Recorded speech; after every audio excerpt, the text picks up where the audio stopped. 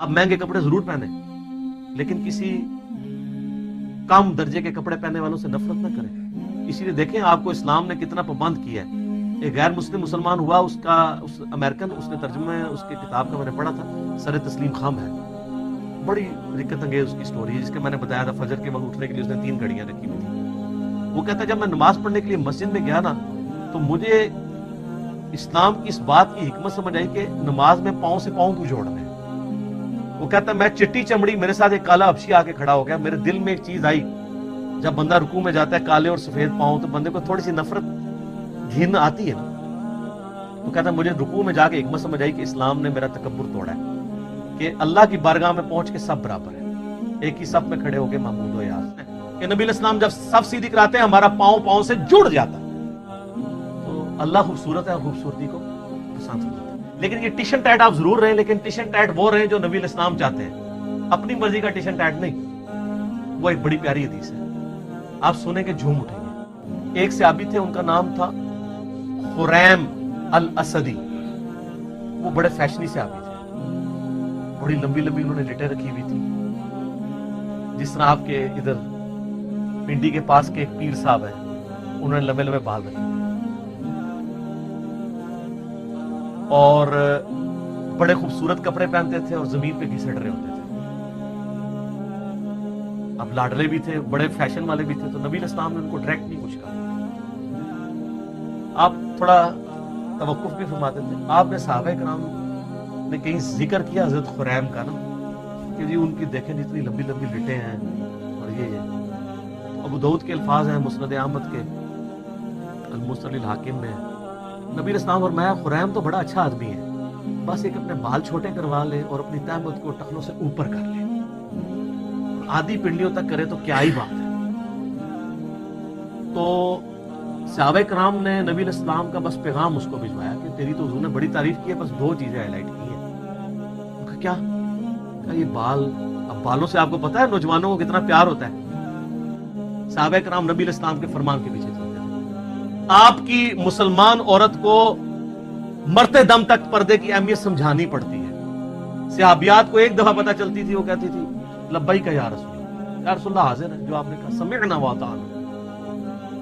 تو حضرت خریم نے اس طرح لیا اور اپنے بال جو ہیں وہ کانوں کی لو تک کر دیے.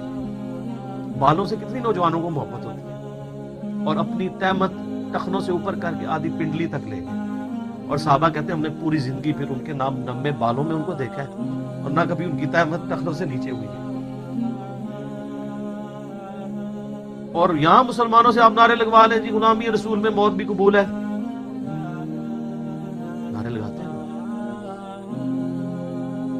موت قبول ہے, داڑھی قبول نہیں, فجر کی نماز جماعت سے قبول نہیں, ٹخنے ننگے کرنا قبول نہیں ہے, ماں باپ مخالف ہو جاتے ہیں, پتہ نہیں کیا کیا نام رکھنا شروع کر دیتے ہیں, لوگ ہمیں کیا کہیں گے, لوگ ہمارے بارے میں باتیں کریں گے. تو سر پھر جنت آسان تو نہیں ملنی. یہ ابھی تو نہیں آپ کو پڑھایا گیا, بخاری مسلم میں حدیث ہے, تم مومن ہی نہیں ہو سکتے جب تک کہ میں تمہیں تمہارے ماں باپ, تمہارے بیوی بچوں, سب لوگوں سے بڑھ کر عزیز نہ ہو جاؤ. اور بخاری مسلم میں حدیث ہے ایمان کی علاوت اس نے چکھی جس کو اللہ اور اس کا محبوب صلی اللہ علیہ وآلہ وسلم دنیا میں سب سے بڑھ کر محبوب ہوتے ہیں. اس میں اللہ از دا ٹاپ پرائورٹی کی بات ہو رہی ہے, صرف محبت کی نہیں. آپ نے معاشرے سے آر محسوس, اور سر یہ دنیا دار جو معاشرہ ہے اس کی تو کتے کی اوقات نہیں ہے. میں آپ کو ڈنکے کی چوٹ پہ ہی کہتا ہوں, ڈاکٹر ذاکر نائک کو آپ دیکھتے نہیں ہیں, کدھر کدھر ان سے بڑے کو فورم پہ جا سکتا ہے, وہ کہتا ہے جی میں کوئی بہت بڑا افسر ہوں. تیری کیا اوقات ہے, تجھے تو ایک محلے کے لوگ بھی نہیں جانتے. دنیا کے سارے بر اعظموں میں جاتا ہے, یورپ میں جاتا ہے, امریکہ میں جاتا ہے, سر سلام ہے, پینٹ دیکھیں کدھر ہوتی ہے آدھی پنڈلی تک.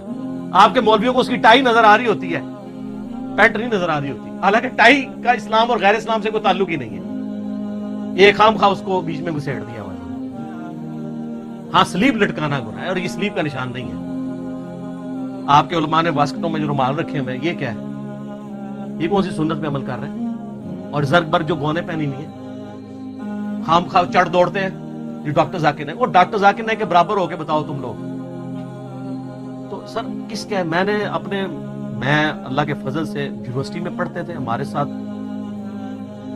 درجنوں اسٹوڈنٹس تھے جن کی شلواریں ٹخنوں سے اوپر ہوتی تھی, حالانکہ میں اس وقت کٹر بریلوی تھا, اور میں اسے اہل حدیث اور دیوبند کی نشانی سمجھتا تھا، لیکن چونکہ سنت تھا ٹخنوں سے اوپر رکھتے تھے. آج بھی ایک بڑے آفس میں میری جس لیول کی جاب ہے، دنیا میں کم لوگ اس لیول تک جاتے ہیں. ہمارے آفس میں کئی لوگ ہیں جنہوں نے شلواریں ٹخنوں سے اوپر رکھی ہوتی ہے. کوئی وہ سر دنیا سے نہ گھبرائیں، وہ دنیا کی کتے کی اوقات نہیں ہے. میں آپ کو صحیح بتا رہا ہوں، یہ آپ اپنے ذہن سے سوچ رہے ہوتے ہیں. آپ ٹرینڈ سیٹر بنے، لوگ آپ کو فالو کریں اور آپ نبی علیہ السلام کو فالو کریں. کسی سے آر محسوس نہ کریں، اپنی سادگی کی زندگی گزاریں. آپ کسی سے آر محسوس نہ کریں. کوئی کچھ نہیں کر سکتا سر. اگر آپ میں ٹیلنٹ ہے تو اللہ تعالیٰ آپ کو کہاں سے کہاں پہنچائے گا. ان چیزوں کے اوپر کچھ نہیں ہوتا.